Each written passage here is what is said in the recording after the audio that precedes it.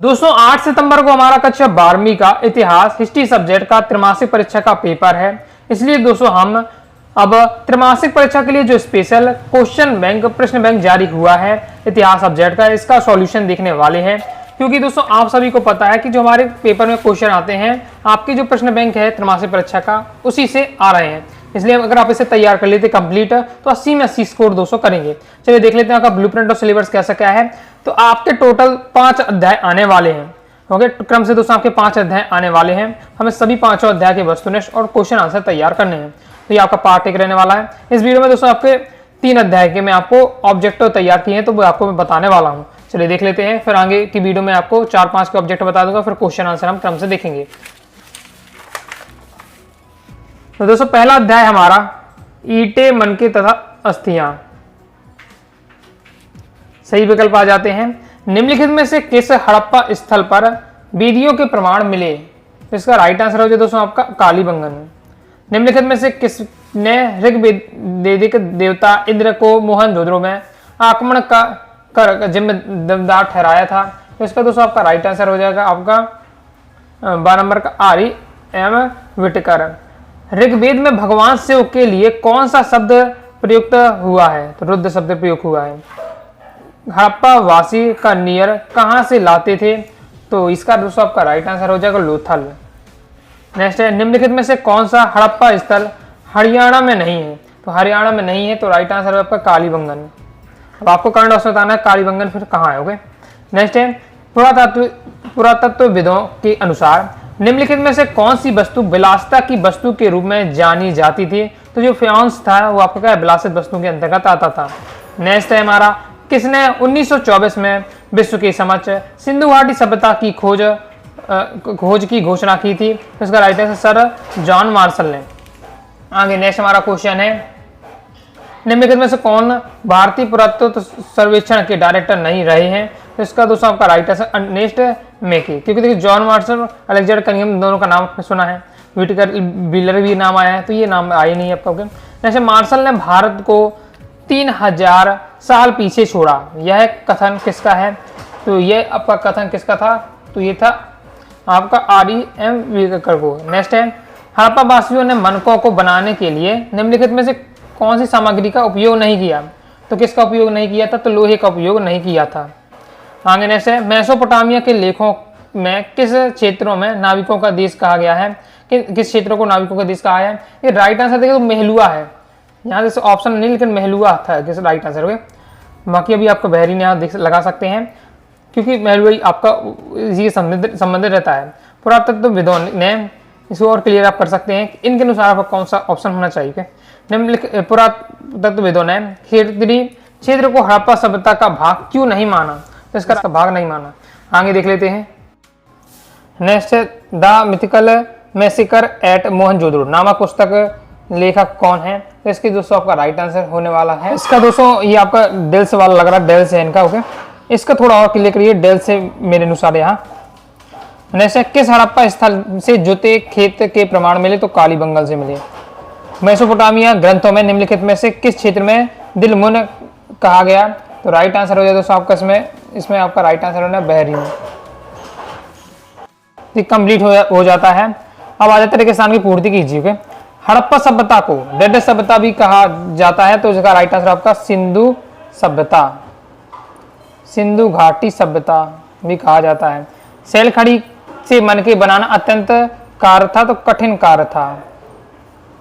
डेडस नामक हड़प्पा स्थल से नहरों के अवशेष मिले हैं, तो किस इसका राइट आंसर है आपका नहरों से पूछा जा रहा है आपका, तो सोई भाई।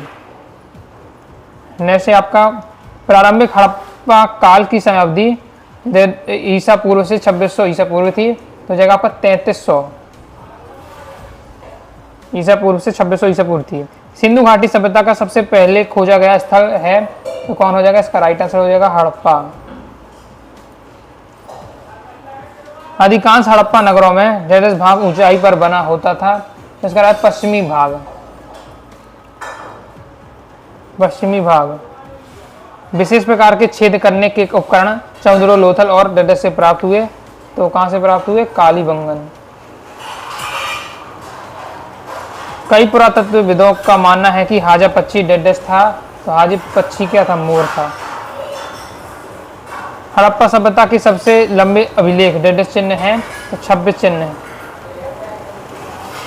अभिलेखों में 26 चिन्ह हैं। सिंधु घाटी सभ्यता में सड़कों और गलियों और नालियों को एक पद्धति से बनाया गया था, तो ग्रिड पद्धति से बनाया गया था। आ जाता है दोस्तों सत्य असत्य। जॉन मार्शल ने हड़प्पा लिपि को सबसे पहले पढ़ा था, तो हड़प्पा लिपि को सबसे पहले पढ़ा था, तो यहाँ पर क्या हो जाएगा? असत्य हो जाएगा। तो ये दोस्तों आपका क्या? असत्य हो जाएगा। इसकी वजह से बड़े नगरों जैसे हड़प्पा और मोहनजोदड़ो में शिल्प उत्पादन नहीं होता था, तो इसका दोस्तों आपका राइट आंसर क्या हो जाएगा? ये भी असत्य आपका हो गया। सिंधु घाटी सभ्यता की लिपि वर्णमालीय थी, तो ये भी आपका असत्य है, ठीक है, चित्रात्मक होती थी। हड़प्पाई बांट चट नामक पत्थर से बनाए जाते थे, तो ये आपका सत्य हो जाएगा। हड़प्पाई बांट घनाकार होते थे, तो ये भी दोस्तों आपका क्या हो जाएगा? ये आपका सत्य हो जाएगा। हड़प्पाई बांट घनाकार होते थे, सत्य है। मोहनजोदड़ो में कुओं की कुल संख्या लगभग 700 थी, तो ये भी आपका सत्य हो जाएगा। हड़प्पा सभ्यता के निवासी मृतकों के साथ बहुमूल्य वस्तुएं दफनाने विश्वास करते थे, दफनाते थे, बहुमूल्य नहीं होता था ये मेरे अनुसार, हो गए समान वस्तुएं रखते थे, तो इसलिए आपको यह सत्य होना चाहिए। इसे और क्लियर कर लीजिएगा आप, हो गए।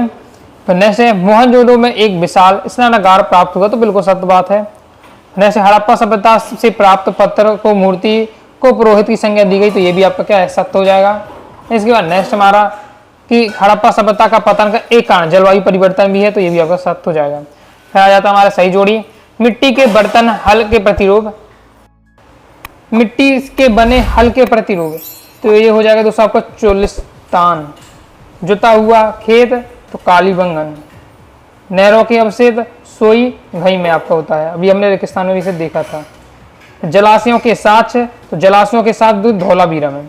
अंतर नहरों के पूछा जाए आपसे, तो आपका सोई घई लगाना है आपको, जलाशयों के साथ धौलावीरा रहेगा आपका, ओके। और फिर इसके बाद नेक्स्ट है आपका 16 कंकालों के अवशेष, तो आपका मोहनजोदड़ो में हो जाएगा, तो ये 5वां।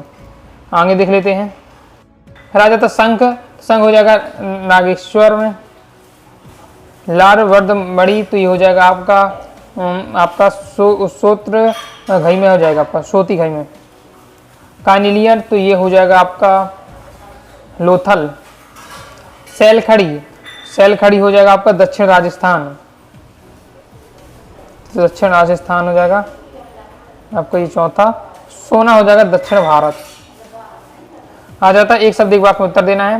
हड़प्पा की लगभग 2.2/3 बस्तियों किस नदी के बेसिन में पाई गई? ये पाई गई सिंधु नदी बेसिन में।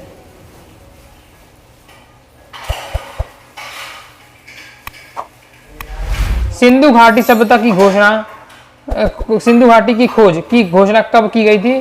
तो 1924। भारतीय पुरातत्व के जनक किसे कहा जाता है? तो अलेक्जेंडर कनिंघम को कहा जाता है, तो अलेक्जेंडर कनिंघम। सिंधु घाटी सभ्यता के किस स्थल पर विशाल स्नानागार मिला? तो इसका राइट आंसर आपका मोहनजोदड़ो में।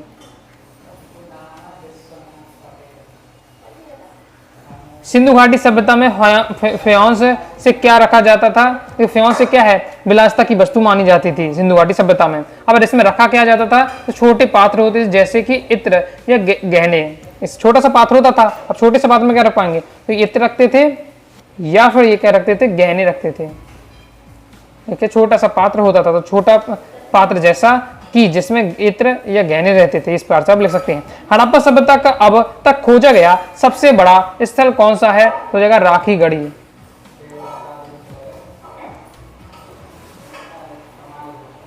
राखी गढ़ी। नेक्स्ट है हमारा हड़प्पा सभ्यता में किन किन जानवरों की हड्डियां प्राप्त हुई? तो इसे आपको लिखना है भेड़ की, बकरी, भैंस, सुअर, हिरण, घड़ियाल। भेड़, बकरी, भैंस, सुअर, आपका हिरण और घड़ियाल, ठीक है। हड़प्पा सभ्यता के निवासियों का मुख्य व्यवसाय क्या था? तो क्या था? कृषि था और व्यवसाय भी था, कृषि और व्यापार, कृषि और व्यापार था।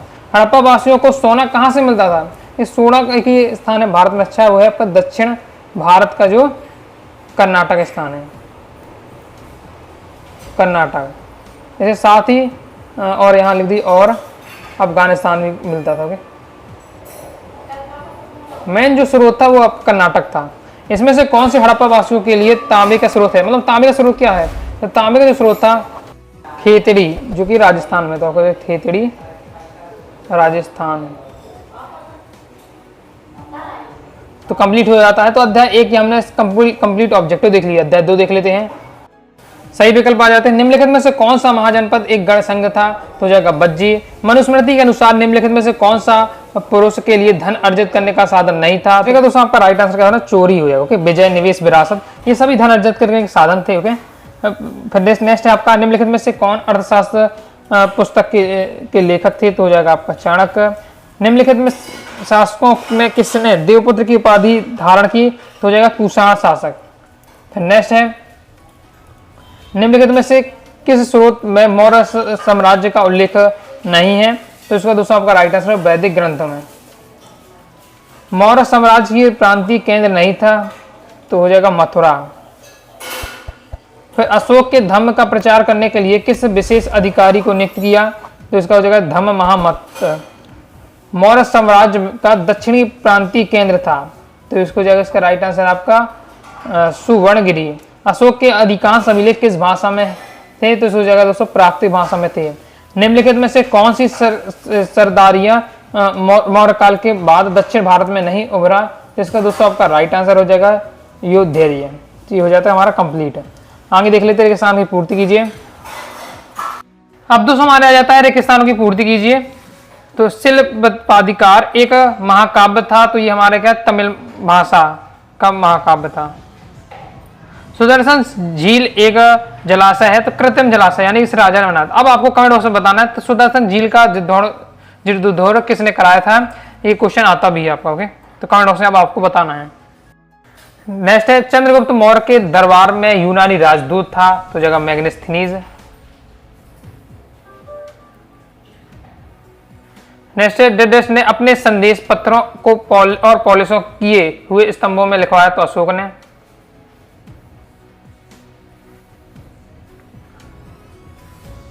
डेडेस समुद्रगुप्त की राज कवि थे, तो कौन थे समुद्रगुप्त की राज कवि? हरिसेन। घर का मुखिया होता है, तो जय गृहपति। गृहपति। आरंभिक भारत का सबसे प्रसिद्ध विधि ग्रंथ है, तो हो जाएगा दोस्तों है तो मनुस्मृति है।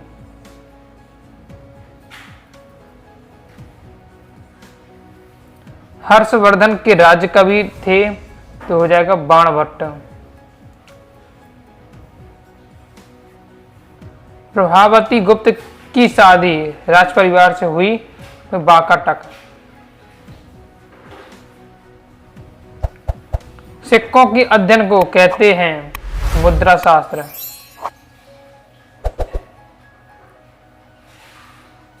तो हो जाता है कंप्लीट। आगे आ जाता है सत्य असत्य।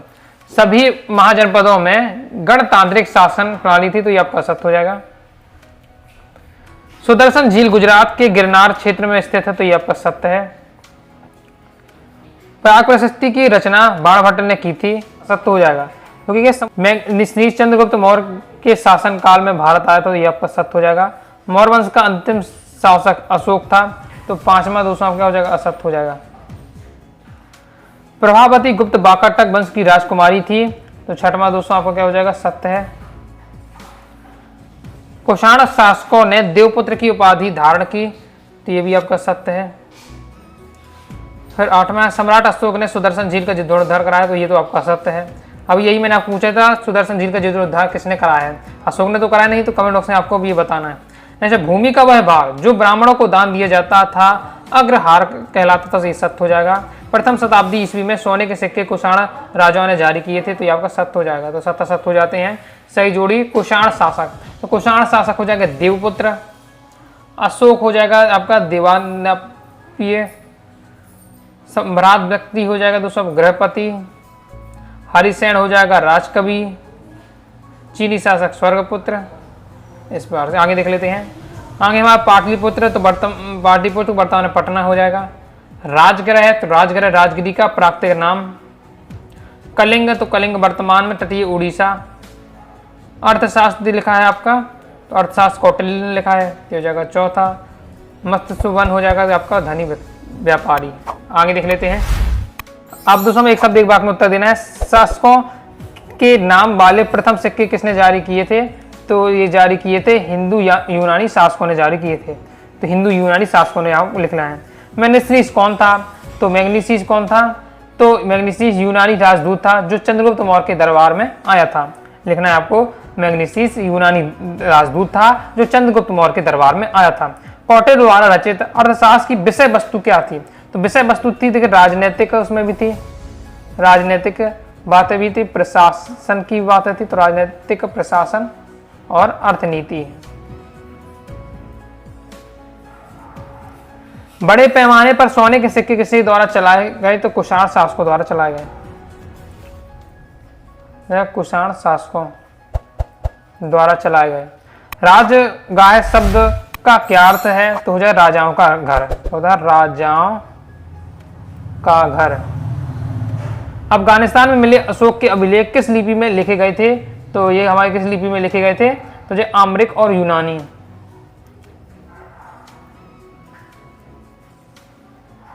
नेक्स्ट है प्रभावती गुप्त कौन थी? तो प्रभावती गुप्त चंद्रगुप्त द्वितीय की पुत्री थी। क्या है? चंद्रगुप्त द्वितीय की पुत्री थी। अशोक ने अपने साम्राज्य को एकजुट करने के लिए क्या किया? तो उसने एकजुट करने के लिए धर्म का प्रचार कराया, धर्म का प्रचार किया। प्रयाग प्रशस्ति की रचना किसने तथा किस भाषा में की थी? तो किसने की थी? तो हरिसेन ने की थी। और किस भाषा में की थी? संस्कृत भाषा में की थी। आरंभिक भारत का सबसे प्रसिद्ध विधि ग्रंथ कौन सा है? तो इसका हो जाएगा आपका मनुस्मृति।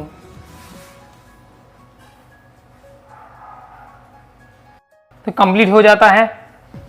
अब दोस्तों हम देखने वाले हैं अध्याय 3 के वस्तुनिष्ठ। अध्याय 3 हमारा बंधुत्व, जाति तथा वर्ग। महाभारत के समालोचनात्मक संस्करण के संपादक का नेतृत्व किसने किया? तो इसका दोस्तों आपका राइट आंसर हो जाएगा BS सुथानकर। पांडव और कौरव किस वंश के थे? तो कुरु वंश के थे। माँ की ओर से वंश का निर्धारण की परंपरा क्या कहलाती है? तो मातृवंशिता कहलाती है। अगर पितृ की ओर से वंश निर्धारण हो तो पितृवंशिता कहलाएगी। क्योंकि महाभारत का पहला खंड कौन सा है? तो जो पहला खंड है वो आपका आदि पर्व हो जाएगा। निम्न में से किस शासकों ने मातृ नामों का धारण किया? तो मातृ नामों किया था, इसका हो जाएगा सातवाहन। ओके, गौतमी पुत्र सतकर्णी। जैसे मैं आपको एग्जांपल बताऊं था, गौतमी पुत्र सतकर्णी। तो उसमें पहले बता दिए गौतमी पुत्र सतकर्णी। सतकर्णी उसका नाम है, उसने पहले बताया गौतमी उसकी माता का नाम है इस बार से। यदि कोई पुरुष गोत्र से बाहर की स्त्री से विवाह करता है, उस विवाह को माना जाएगा, तो उस विवाह को बहिर्विवाह माना जाएगा। ऐसे विवाह के 8 प्रकारों का उल्लेख किस ग्रंथ में किया गया है? तो ये किया गया मनुस्मृति में। गोत्रों के नाम किसके नाम पर होते थे? तो ये होते थे आपके वैदिक ऋषियों के नाम पर। निम्नलिखित में से कौन सा शब्द संस्कृत ग्रंथों में परिवार के लिए प्रयोग किया गया है? तो परिवार के लिए जो प्रयोग किया गया है उसे कहते हैं कुल। पांडवों और कौरवों के गुरु कौन थे? तो पांडवों और कौरवों के गुरु थे द्रोणाचार्य। मनुस्मृति का संकलन है तो 200 ईसा पूर्व से 200 ईस्वी तक। आगे देख लेते हैं। आगे दोस्तों आ जाता है, किसानों की पूर्ति कीजिए। महाभारत के समालोचनात्मक संस्करण का प्रकाशन पृष्ठों में किया गया, तो हो जाएगा 13,000 पृष्ठों में किया गया। 13,000 से ज्यादा ही थे, 13,000 पृष्ठों में किया गया। नेक्स्ट है ने युधिष्ठिर को द्वित क्रीड़ा में के लिए आमंत्रित किया, तो दुर्योधन ने किया था। तो इसका आंसर हो जाएगा, यहाँ लिख देता हूँ, दुर्योधन। नेक्स्ट मनुस्मृति के अनुसार प्रदत्त संपत्ति में विशेष भाग का अधिकार था, तो क्या ज्येष्ठ पुत्र का विशेष अधिकार था। प्रारंभ में महाभारत के श्लोकों की संख्या लगभग थी, तो कितनी थी? 1 लाख। महाभारत का सबसे महत्वपूर्ण उपदेशात्मक अंश है, तो हो जाएगा भगवत गीता।